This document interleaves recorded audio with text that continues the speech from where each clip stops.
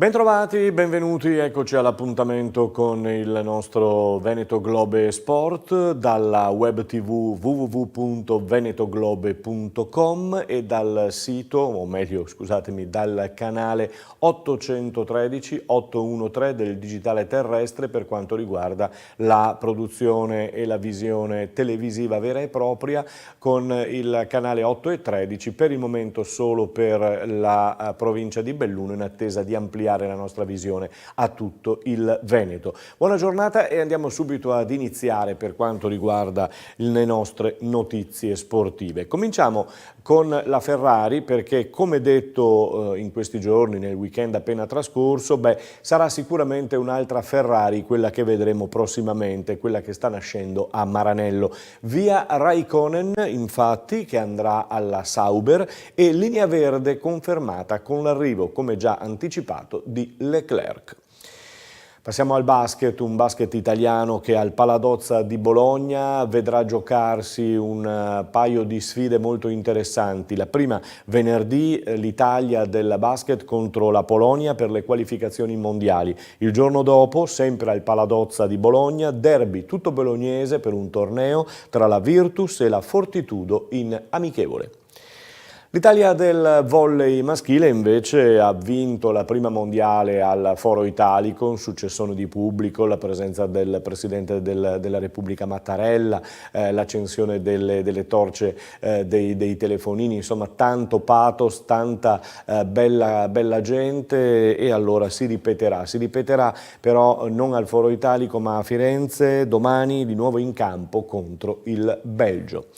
Dal maschile al femminile, perché si parla di volley femminile con Mazzanti, il tecnico dell'Italia, che ha confermato le 14 che saranno al mondiale. Tra le 14 riconfermate le pantere dell'Imoco Volley Conegliano sono Danesi, Silla e De Gennaro. Complimenti. Sentiamo proprio in merito all'Imoco Volley Conegliano un primo bilancio, una prima analisi di questo inizio stagione da parte del Presidente Piero Garbellotto. Presidente, si ricomincia, siete riusciti a riprendere, a ricominciare dalla squadra, dal gruppo dell'anno scorso, però avete allestito una rosa probabilmente ancora più forte di quella dell'anno scorso. Sì, l'indicazione nostra, la nostra volontà era quella di tenere il gruppo il più unito possibile, visto le soddisfazioni che ci ha dato l'anno scorso e visto quanta squadra era e quanto cuore ci ha messo. Credo che Pietro Massio sia riuscito a fare un bel mercato, siamo riusciti a mantenere a punto l'ossatura, oggi ripartiamo consapevoli che essere dati per favoriti non porta forse tanta fortuna, consapevoli che confermarsi è più difficile che vincere, quindi tanto impegno, lavoriamo giorno per giorno e vediamo dove arriviamo. Sempre esaltato giustamente il pubblico, abbiamo sentito il primo applauso nei confronti della squadra, direi che non manca. No, c'è già un bel entusiasmo, l'abbiamo visto con l'andamento della campagna abbonamenti che era in crescita, e sottolineo che crescere sui numeri dove siamo arrivati noi adesso è anche sempre un pochettino più difficile, quindi siamo assolutamente molto contenti, e questo qui è la più grande benzina che noi abbiamo per continuare in questo progetto e per ritrovare sempre nuovi stimoli per cercare sempre di fare meglio. Le ragazze hanno, più di qualcuno ha detto la parola Champions, è una volontà, un sogno, un'ambizione. Credo che qualsiasi società voglia vincere una Champions, questo è innegabile. Noi siamo altrettanto consapevoli che esserci confermati 2 anni sul podio credo che sia un grande risultato per una società italiana. Continueremo a dare il massimo su tutte le competizioni e speriamo di fare un bell'anno. È puntualizzato dicendo che partire da favoriti è sempre così. Qualsiasi squadra ti aspetta con il coltello tra i denti, no? Quindi non si gode di nessun tipo di effetto sorpresa, anzi siamo forse a torto o a ragione considerati la squadra da battere, anche se magari così non è, perché ricordo che tutti hanno fatto un gran mercato, iniziare da Scandici passando per Novara, quindi lavoriamo concentrati, tranquilli, rilassati, sappiamo che ci aspetta un anno duro, un anno difficile, con più di 50 partite, con tantissime trasferte, oggi si parlava anche di trasferte che arrivano a coprire quasi 10.000 km, questo fa capire l'anno che ci aspetterà. Speriamo di avere un pochino più fortuna degli anni scorsi, qualche infortunio di meno, perché noi continuiamo ad allungare la panchina, ma per quanto che la allunghiamo non è mai sufficiente. Parlava di panchina, parlava di infortuni Piero Garbellotto, che ci auguriamo non capitino più naturalmente. Intanto sabato pomeriggio 16-16:30 al Palaverde, amichevole o allenamento congiunto, come si suol dire, contro una squadra giapponese, e quindi vedremo subito un primo rapporto con il Giappone. Attendiamo anche Nagaoka naturalmente in arrivo a Conegliano all'Imoco. Andiamo a parlare di calcio adesso, perché la Serie A tornerà in campo sabato 15 settembre con Inter-Parma alle 15, Napoli-Fiorentina alle 18 e Frosinone-Sampdoria alle 20:30. Domenica poi le altre gare, l'unico posticipo sarà Spal-Atalanta, che si giocherà lunedì. In Serie B, Cittadella al comando con 6 punti, una campagna abbonamenti splendida, quello del Cittadella. Prossimo turno il 14 settembre con anticipo tra Venezia e Benevento. Ed eccoci alla Serie D, eccoci ai nostri campionati che più da vicino seguiamo. Inizierà domenica il campionato di Serie D per quanto riguarda le squadre italiane, divise nei vari gironi, nord, sud e centro, e il girone C è quello dove troviamo il Montebelluna di Checco Feltrin. Una prima giornata per la squadra di Checco Feltrin che vedrà il Montebelluna in trasferta ad Este. L'esordio casalingo lo si avrà il 23 settembre contro la friulana Chions. Rimaniamo sempre nell'ambito del calcio, perché abbiamo naturalmente il nostro Lia Piave Treviso che ha giocato domenica scorsa con un match che era uno dei più interessanti sicuramente. 1-0 che è scaturito al termine dei 90 minuti di gioco. La società trevigiana con il suo addetto stampa ci ha fatto pervenire un'intervista, quella con Riccardo De Biasi, che andiamo ad ascoltare. Ricky, prima intervista tra l'altro in bianco-celeste, oggi prima partita di campionato, come l'hai vista? Abbiamo fatto una buona partita, probabilmente siamo stati sfortunati negli episodi e non siamo riusciti a far gol, purtroppo, però è un buon inizio e dobbiamo continuare su questa strada. Sì, ti hanno apprezzato molto la difesa, effettivamente avete rischiato pochissimo a parte nei tempi di recupero.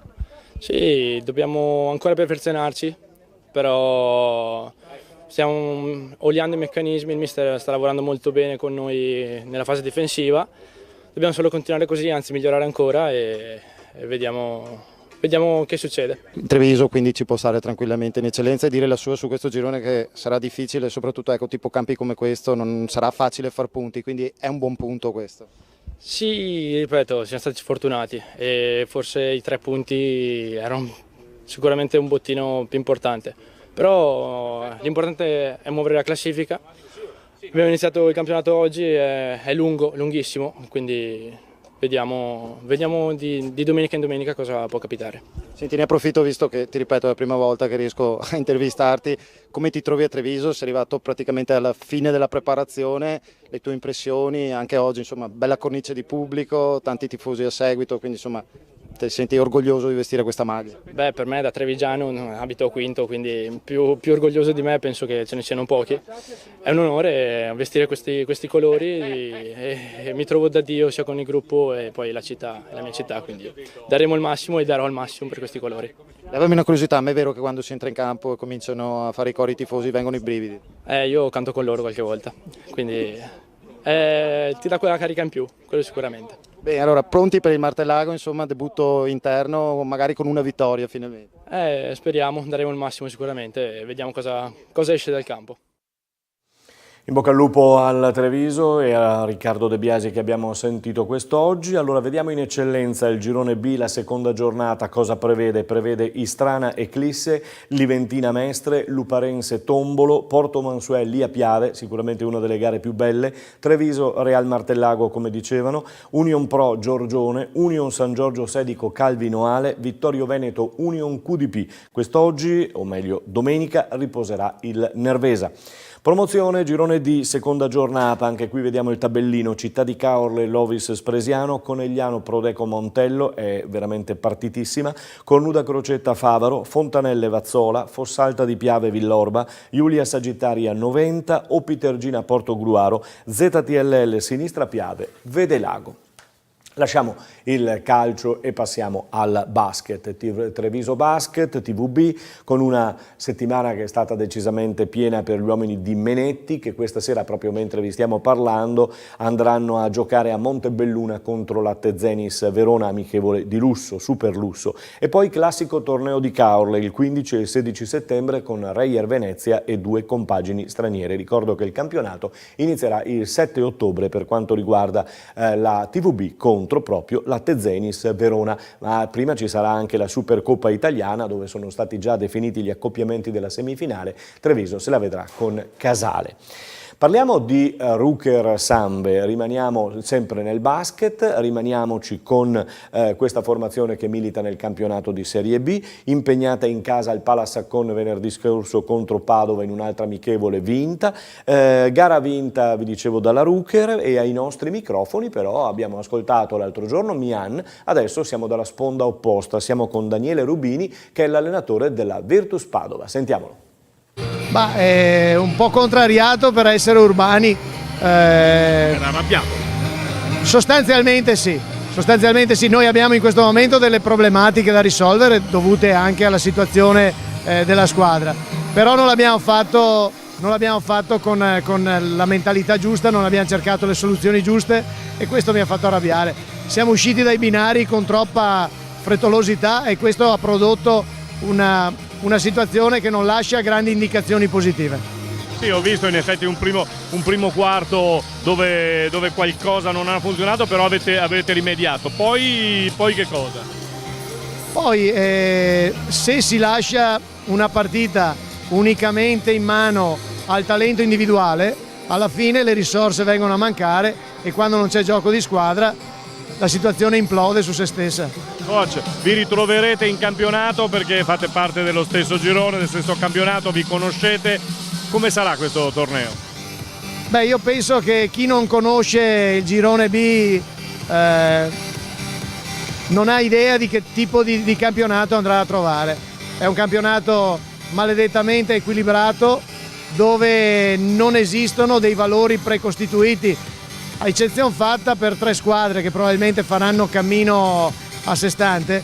Il resto della truppa sarà, lo scorso anno è indicativo, fino all'ultima partita non si sapeva chi avrebbe fatto play-off, play-out, quindi dobbiamo prepararci a questo, è questo che mi fa maggiormente arrabbiare questa sera dell'atteggiamento dei miei giocatori. Come continuerà? Continueremo, adesso prima di chiamarsi fuori dopo 3 settimane esatto, sì, ce ne vuole. Certamente penso che questa sera abbiamo assaggiato, abbiamo toccato con mano il fatto che le modalità necessarie per essere competitivi in questo campionato siano di gran lunga diverse da quelle messe in campo questa sera. In bocca al lupo. Crepi. Sarà sicuramente, e ne siamo proprio certi, un gran bel campionato questo di Serie B e attendiamoci naturalmente un buon campionato dalla Ruker Venezia, in bocca al lupo anche dalla Ruker San Venemiano, scusatemi, e in bocca al lupo anche alla Virtus Padova. Cambiamo dal basket, passiamo al rugby. Benetton è andato alla grande sabato sera a Monigo con questa prestigiosa vittoria di cui si parla contro i Cardiff Blues, finale di altri tempi, abbiamo detto, con meta e trasformazione di Tommaso Alan a dare la contentezza della vittoria. Ai nostri microfoni oggi c'è Antonio Pavanello che è il direttore sportivo del Benetton Rugby, sentiamolo. Con Antonio Pavanello, direttore sportivo del Benetton Rugby, per parlare di questa splendida vittoria, ma soprattutto di queste 2 vittorie. Non era mai successo. Sì, non era mai successo che cominciassimo il campionato con 2 vittorie, è sicuramente il proseguio di un prestagione sicuramente positivo, per cui siamo estremamente contenti e positivi. È stata una vittoria sofferta, come è giusto che sia, contro un ottimo avversario, granitico, rabbioso nei punti di incontro, per cui siamo estremamente felici di questa vittoria. Ecco, una vittoria che può dare alla testa?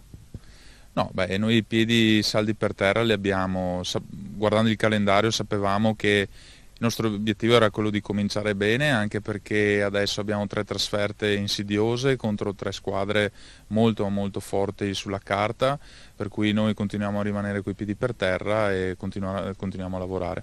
Hai detto tu stesso prima, insomma, è stata una partita degli altri tempi, perché da tempo non si vedevano quei minuti finali che sono stati veramente incredibili. Ma sicuramente i ragazzi avevano analizzato la partita, sapevano che Cardiff, come dicevo prima, è una squadra rognosa, lotta tantissimo nei breakdown, ha 4 giocatori che riescono a contestare benissimo i palloni a terra e sapevamo che gli impatti fisici sarebbero stati importanti, magari come spettacolo e come regia di gioco la partita non è stato sicuramente sublime e bella da vedere, però se uno ha il palato fine e gli piace anche lo scontro fisico, sicuramente è stato molto contento della prestazione delle due squadre in campo. È vero che gli ultimi minuti finali sono stati da cardiopalma, però insomma, ne valeva la pena, esatto. Anche per il pubblico, il Monigo con solo una tribuna zeppa piena ha sostenuto. Sì, il pubblico è stato caloroso, ha incitato i ragazzi e hanno sostenuto, tra l'altro con una bella coreografia da parte del supporter club e i giocatori in campo, e tutti quanti insomma siamo stati entusiasti del tifo avuto sabato. Adesso si lascia Monigo per 3 trasferte impegnative.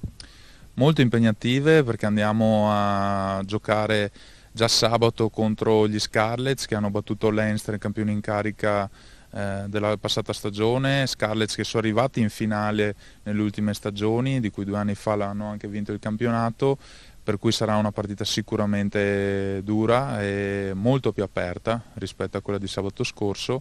Poi andremo a Ospreys e Edimburgo, che sulla carta sicuramente sono altre 2 squadre dure da affrontare. Sono 3 trasferte importanti, mentalmente può cambiare qualcosa. All'inizio avevate visto questo calendario, adesso da capolista cosa cambia? Beh, cambia che sicuramente hai più fiducia. È ovvio che quando guardi il calendario ad agosto hai comunque sia, anche se sei fiducioso, però un minimo di preoccupazione ce l'hai, perché sai che con 4 trasferte nelle prime 5 giornate rischi di partire male nella stagione. Invece con 2 vittorie alle spalle sicuramente sei positivo, sei confidente nei propri mezzi, capisci che tutto il lavoro svolto fino adesso lo stiamo anche raccogliendo, per cui siamo estremamente fiduciosi. E un sorriso lo merita veramente anche Pavanello, direttore sportivo del Benetton Rugby. In bocca al lupo adesso per rivedere il Benetton a Monigo. Passerà un mese e qualche cosina, insomma, prima che queste 3 trasferte si esauriscano, e ci auguriamo con grandi risultati. Abbiamo concluso il nostro appuntamento sportivo su venetoglobe.com, lo spazio appunto dedicato allo sport, canale del digitale terrestre 813, ovvero 813 per Belluno, in attesa di ampliare la nostra visione a tutto il Veneto. E allora terminiamo qui. Buona serata e buona ricezione a tutti voi.